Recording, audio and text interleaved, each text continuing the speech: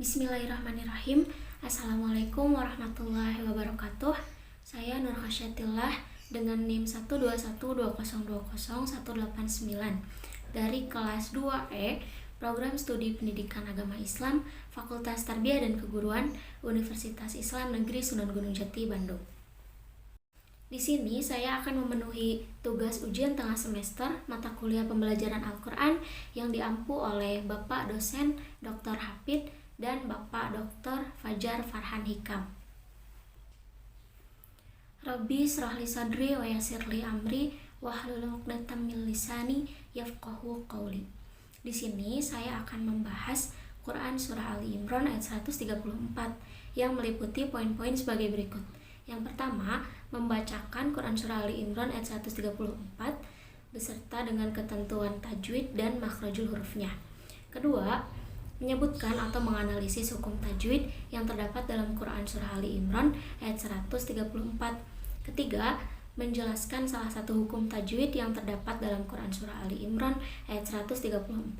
Keempat, menjelaskan salah satu hukum makhrajul huruf yang terdapat dalam Quran Surah Ali Imran ayat 134. 5. Menjelaskan isi kandungan Quran Surah Ali Imran ayat 134. Langsung aja. 1. Membaca Quran Surah Ali Imran ayat 134. A'udzu billahi minasy syaithanir rajim. Bismillahirrahmanirrahim. Alladzina yunfiquna fis sarai wad-dharra'i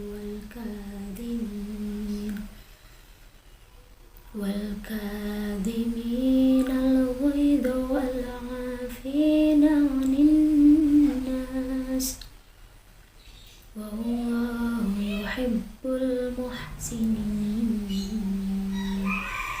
Shadaqallahul 'azim. 2. Menyebutkan hukum tajwid yang terdapat dalam Quran Surah Ali Imran ayat 134. Bismillahirrahmanirrahim. Selanjutnya yaitu menganalisis atau menyebutkan hukum tajwid yang terdapat dalam Quran Surah Ali Imran ayat 134.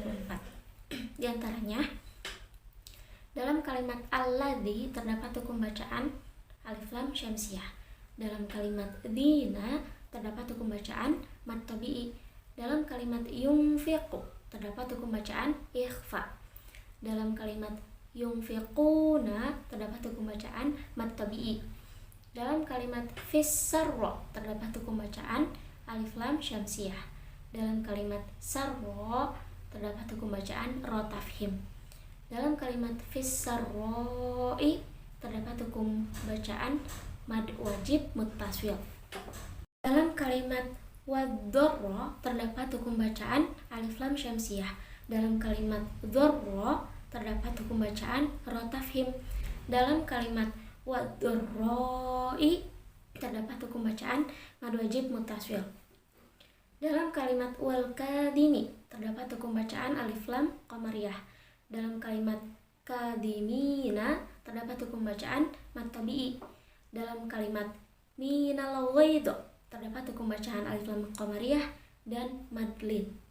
Dalam kalimat wala terdapat hukum bacaan alif lam qamariyah dan mad tabi'i. Dalam kalimat fina terdapat hukum bacaan mad tabi'i. Dalam kalimat anin nas terdapat hukum bacaan alif lam syamsiyah, gunnah dan mad tabi'i.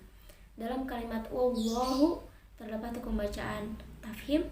Dalam kalimat yuhibbul muhsini terdapat hukum bacaan alif lam qamariyah. Dan dalam kalimat muhsinin terdapat hukum bacaan mad arid li sukun. Alhamdulillah, analisis atau menyebutkan hukum tajwid yang terdapat dalam Quran Surah Ali Imran ayat 134 telah selesai. Menjelaskan salah satu hukum tajwid yang terdapat dalam Quran Surah Ali Imran ayat 134.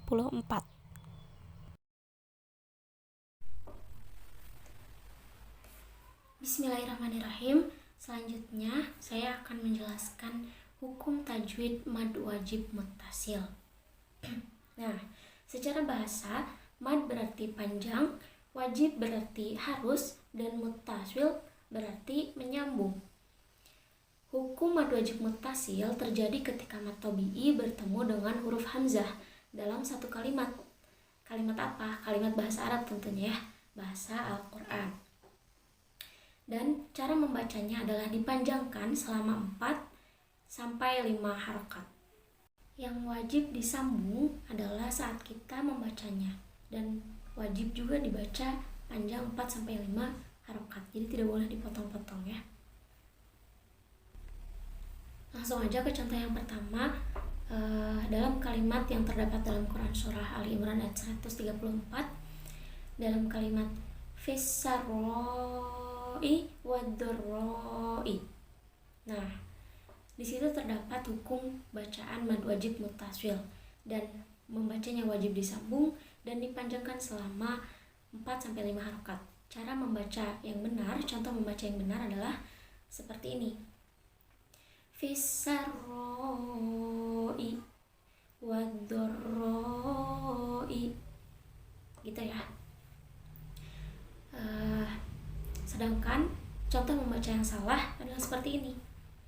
Fissarroi wadurroi. Nah, itu tadi membacanya cuma 3 harokat ya. Dan kalau 3 harokat tuh 2 sampai 3 harokat tuh mad tabi'i, bukan mad wajib muttasil ya. Jadi salah, tidak boleh dibaca seperti itu. Dibacanya harus dipanjangkan selama 4 sampai 5 harokat. Terus gimana? Boleh gak kita berhenti nih sebelum melafalkan huruf hamzah? Contoh seperti ini. Fissarro.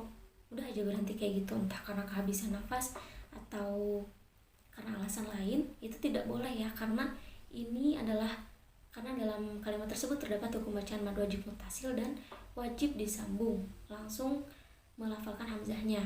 Contoh yang benar seperti ini. Fissarroi, gitu ya. Jadi wajib disambung, langsung dibaca, dan wajib dipanjangkan selama 4 sampai 5 harokat. Kemudian ke contoh yang kedua, terdapat dalam kalimat Zayyina lahum su'u a'malihim. Nah, dalam kalimat su'u terdapat hukum bacaan mad wajib muttasil. Mad tabi'i bertemu hamzah berharokat dhammah.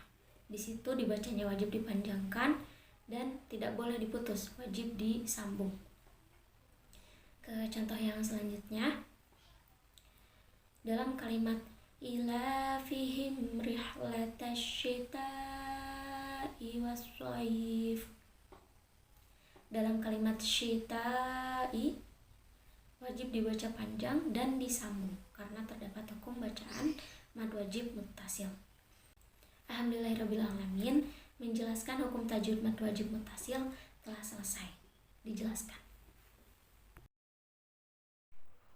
Keempat, menjelaskan salah satu makhrajul huruf yang terdapat dalam Quran Surah Ali Imran ayat 134.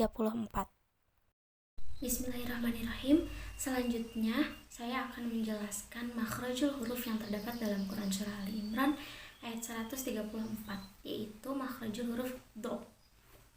Bisa dilihat di ilustrasi di sebelah saya ini. Nah, jadi cara melafalkan huruf do itu caranya dengan menekankan sisi bagian kanan atau kiri lidah, atau boleh kedua-duanya, ke bagian atas gigi geraham. Jadi gini, do, gitu ya. Sebelah kiri atau kanan atau boleh kedua-duanya, senyamannya aja, ditekankan ke gigi atas geraham, rahang bagian atas ini, do. Tuh ya, kerasanya ditekankan. Dan yang ujung lidah ini, yang ini, itu hanya menyentuh langit-langit mulut saja. Jadi tidak boleh ditekankan, karena kalau ditekankan itu jadi melafalkan huruf da, bukan huruf do ya. Nah, gitu ya. Jadi ditekankan lidah sisi bagian kanan atau kiri atau boleh kedua-duanya senyamannya aja ke gigi geraham bagian atas. Do. Kemudian langit-langit mulut bagian atas, gigi geraham kanan atau kiri atau boleh kedua-duanya senyamannya aja. Do. Gitu ya. Melafalkannya seperti ini. Do, di, du, aud. Gitu ya. Nah, terus banyak kesalahan yang saat melafalkan huruf do itu dipantulkan. Qalqalah ya. Padahal kan huruf do ini bukan huruf qalqalah, jadi tidak boleh dipantulkan saat membacanya. Terus gimana kalau misalnya melafalkan huruf do yang berharokat sukun seperti aud gitu? Tidak boleh dipantulkan seperti ini ya, aud. Tidak boleh. Jadi cara melafalkan yang benar adalah aud gitu, hanya digeser saja lidahnya. Tidak boleh dipantulkan karena bukan huruf qalqalah. Cara melafalkan yang benar sekali lagi seperti ini. Aud gitu aja, cuma digeser lidahnya. Tidak boleh dipantulkan seperti ini. Aud bukan ya. Jangan. Langsung aja ke contohnya. Dalam kalimat yang terdapat dalam Quran surah Ali Imran ayat 134, dalam kalimat wadorroi, di situ melafalkan huruf do-nya harus jelas dengan menekankan lidah sisi bagian kanan atau kiri atau boleh kedua-duanya senyamannya ke langit-langit mulut bagian atas gigi geraham nih belakang. Do, dan yang ujung ini hanya menyentuh langit-langit mulut tipis, jangan ditekankan. Ke contoh yang selanjutnya, dalam kalimat waladolin,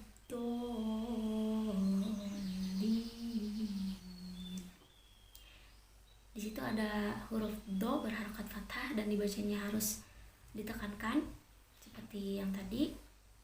Ke contoh yang selanjutnya, warodu. Nah, di situ ada huruf do berharokat domah.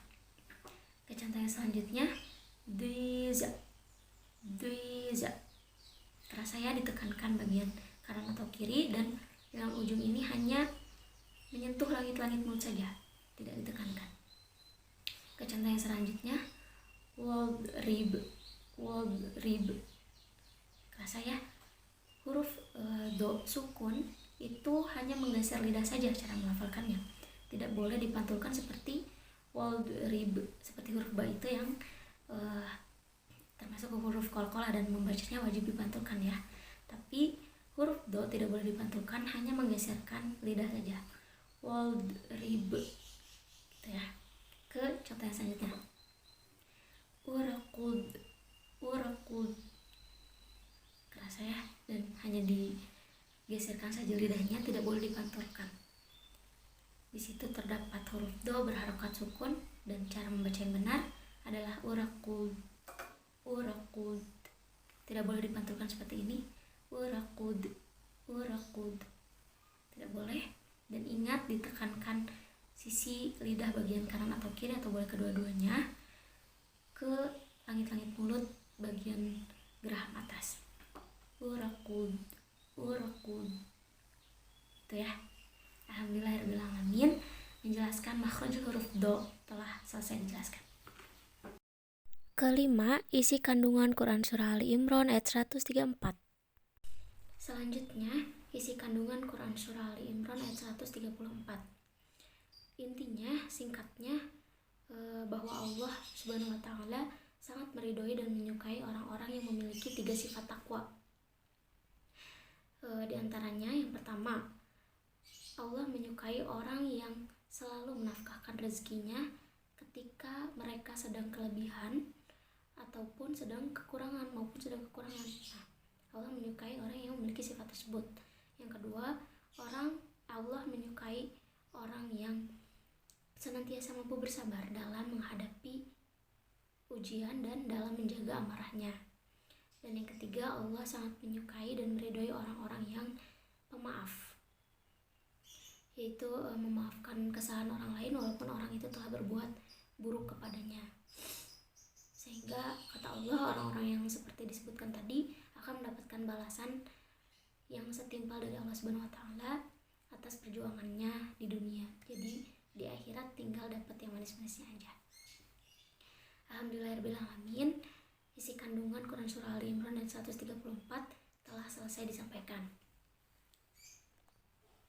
Dan alhamdulillah video tugas ujian tengah semester mata kuliah pembelajaran Al-Quran telah selesai.